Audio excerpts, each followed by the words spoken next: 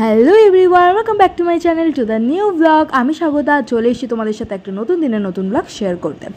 আমি blog share করবো হচ্ছে জন্মাষ্টমীর দিনে। হ্যাঁ অনেক দিন হয়ে গেছে জানি, বাট দেখলাম ভিডিওটা করেছিলাম, মানে আমি ভুলেই গেছিলাম আসলে ভিডিওটা করেছিলাম।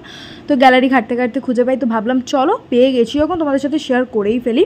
তো সেদিনকে আমাদের বাড়িতে ছিল হচ্ছে জন্মাষ্টমী পুজো, সবার বাড়িতেই ছিল। আর দেখতে পাচ্ছ এই যে পুরানো একটা ভুতুরে সিঁড়ি দিয়ে আমি উঠে বেড়াচ্ছি, এটা হচ্ছে আমার শ্বশুরবাড়ি, মানে পুরাতন বাড়ি। এটা হচ্ছে একটা পঞ্চানবর্তী ফ্যামিলি ছিল, তো দেখতেই পাচ্ছ বাড়িঘর দেখে এটা পুরো হচ্ছে আমার একটা শ্বশুরবাড়ি।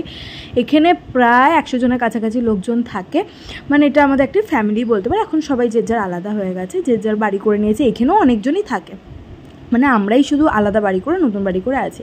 দেখতে পাচ্ছ কত বড় একটা ছাদ।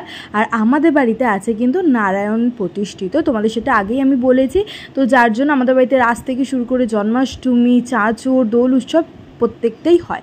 তো এখানে দেখতে পারলে মানে ঠাকুরমশাই বাজাচ্ছিল হচ্ছে কাঁসর, কারণ ঠাকুরমশাই পুজো করতে চলে এসেছে, সেটা সবাইকে জানান দিচ্ছিল।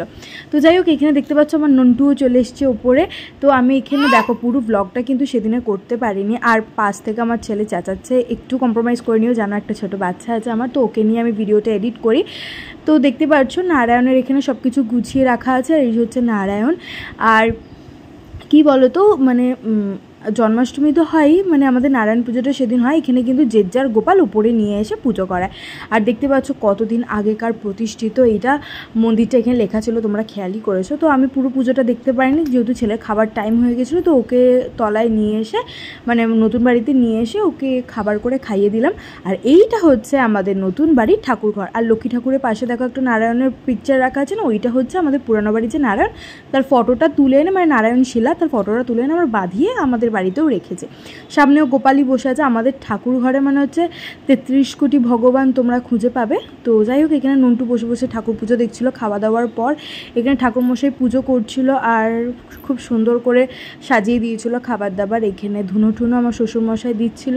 তো নারায়ণ বাড়িতে আমাদের কিন্তু হোম ঠোমও হয়, বাট যেহেতু আমার ছোটো ছেলে, ওকে খাওয়াবো বলে আমি চলে আসি, তোমার সাথে শেয়ার করতে পারিনি। বাট প্রমিস নেক্সট ইয়ার নিশ্চয়ই শেয়ার করব। আর দেখতে পাচ্ছ এখানে আমি একটু আশীর্বাদও নিয়ে নিচ্ছিলাম। আর তোমাদের বাড়িতে সবারই আশা করি পুজো হয়েছে, কে কে তালের নাড়ু খেয়েছো, এখনও খাচ্ছ।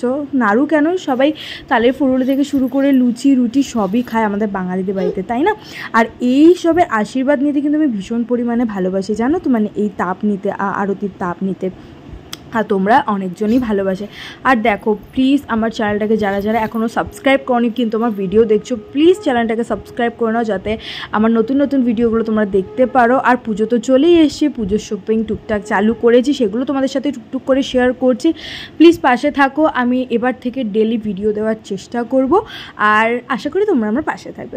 তো যাই হোক, আমাদের নতুন বাড়ির ঠাকুর ঘরটা তোমাদের কেমন লাগলো কমেন্ট করে জানাতে কিন্তু একদম ভুলবে না।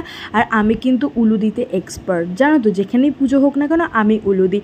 আর এখানে দেখতে পাচ্ছ গোপালকে কি সুন্দর চিড়ে মুরকি, নাড়ু, মিষ্টি রকম সব কিছু সব জায়গায় সাজিয়ে সাজিয়ে, শুধু মানে গোপালকে কেন, বাড়ির যারা প্রত্যেকটা সিংহাসনে ঠাকুর আছে সবাইকে আর কি সাজিয়ে গুছিয়ে দেওয়া হয়েছে। মানে ঘরোয়া পদ্ধতিতে পুজো বলতে পারো। আমাদের যেহেতু প্রতিদিনই বাউনমশাই পুজো করেন, তো আজকের দিনটা বাউনমশাই পুজো করে দিল। ভিডিওটি যদি ভালো লেগে থাকে লাইক কমেন্ট শেয়ার করে দিও। বাই।